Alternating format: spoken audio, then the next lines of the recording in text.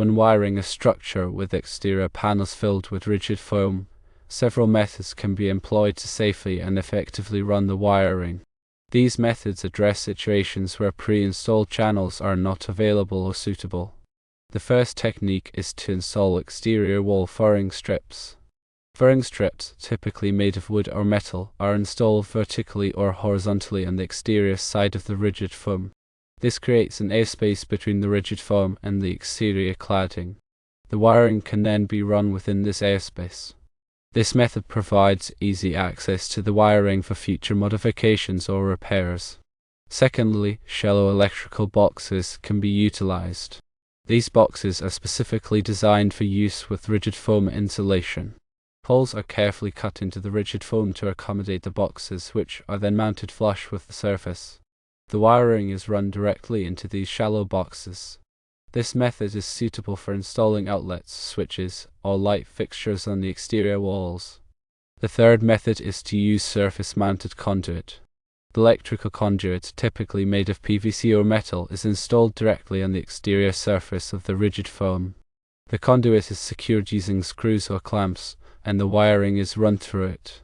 This method provides excellent protection for the wiring and is suitable for both exposed and concealed locations. Fourthly, flexible conduit provides another option. Flexible conduit can be bent and conduit around obstacles, making it suitable for complex wiring runs. The wiring is run through the flexible conduit, which is then secured to the rigid foam using adhesive or zip ties.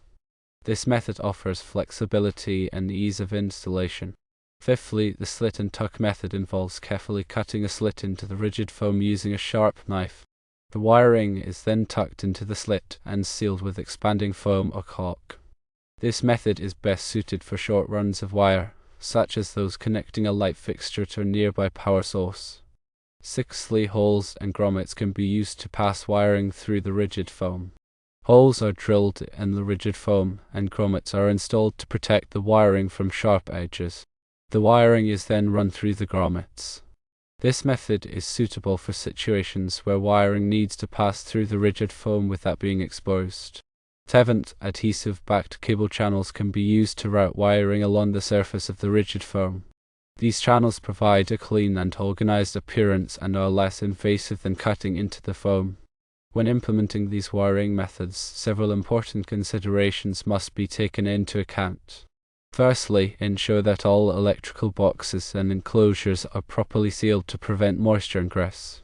Moisture can damage electrical components and create safety hazards. Secondly, use weatherproof wire and connectors that are specifically designed for exterior environments. These components are designed to withstand exposure to moisture, sunlight, and temperature extremes. Thirdly, always follow all applicable building codes and electrical safety regulations. These codes and regulations are designed to protect people and property from electrical hazards. It is important to consult with a qualified electrician to ensure that the wiring is installed properly and safely. A qualified electrician has the knowledge, skills, and experience to design and install electrical systems that meet all applicable codes and regulations. They can also identify and address any potential safety hazards. Here's a more detailed look at each method and additional considerations for working with rigid foam insulation. When using exterior wall furring strips, the spacing between the strips should be determined based on the type of cladding being installed. The strip should be securely fastened to the framing behind the rigid foam. Ensure that the screws or nails used to attach the furring strips are long enough to penetrate the framing adequately. When using shallow boxes, select boxes that are specifically designed for use with rigid foam. These boxes typically have a flange that sits flush with the surface of the foam, providing a secure and weatherproof seal. Use foam-compatible sealant around the perimeter of the box to prevent air and moisture infiltration. When installing surface-mounted conduit, choose conduit that is suitable for the environment. PVC conduit is a good choice for most exterior applications, as it is resistant to moisture and corrosion. Metal conduit may be required in some locations for added protection. Secure the conduit to the rigid foam using conduit clamps or straps. Ensure that the screws or fasteners used to attach the clamps are long enough to penetrate the framing behind the rigid foam. When using flexible conduit, choose a type that is suitable for the environment. Liquid-type flexible conduit is a good choice for exterior applications as it is resistant to moisture and chemicals. Secure the flexible conduit to the rigid foam using adhesive or zip ties. Ensure that the adhesive is compatible with the rigid foam. When using the slit and tuck method, be careful not to cut too deeply into the rigid foam. The slit should be just deep enough to accommodate the wiring. Seal the slit with expanding foam or caulk to prevent air and moisture infiltration.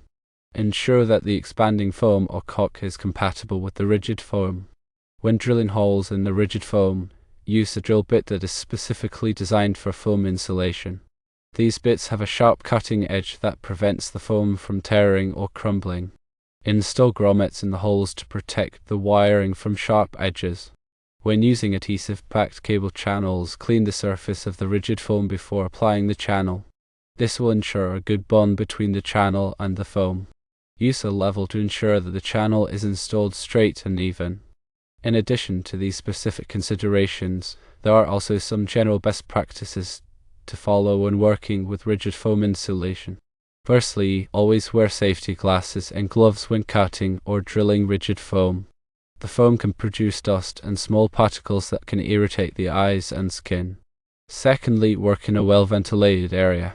Some types of rigid foam can release volatile organic compounds VOC during installation. Thirdly, dispose of waste rigid foam properly. Check with your local waste management authority for information on how to recycle or dispose of rigid foam in your area. When selecting wiring for use in rigid foam walls, it is important to choose a type that is suitable for the application. For most residential wiring applications, non-metallic sheath cable, commonly known as NM cable or Romex, is a good choice. NM cable is relatively inexpensive and easy to install. However, NM cable is not suitable for wet or damp locations. For wet or damp locations, such as exterior walls, use a type of wiring that is specifically designed for these environments. UF cable, or underground feeder cable, is a good choice for wet or damp locations. UF cable is similar to NM cable, but it has a more durable outer jacket that is resistant to moisture and sunlight. THWN wire is another option for wet or damp locations. THWN wire is a single conductor wire that is insulated with a thermoplastic material. It is typically used in conduit. When selecting electrical boxes and enclosures for use in rigid foam walls, it is important to choose a type that is suitable for the application. Plastic boxes are a good choice for most residential applications. Plastic boxes are non-conductive and resistant to corrosion. Metal boxes may be required in some locations for added protection. When installing electrical boxes and enclosures in rigid foam walls, it is important to ensure that they are properly sealed to prevent air and moisture infiltration. Use foam-compatible sealant around the perimeter of the box to create a weatherproof seal.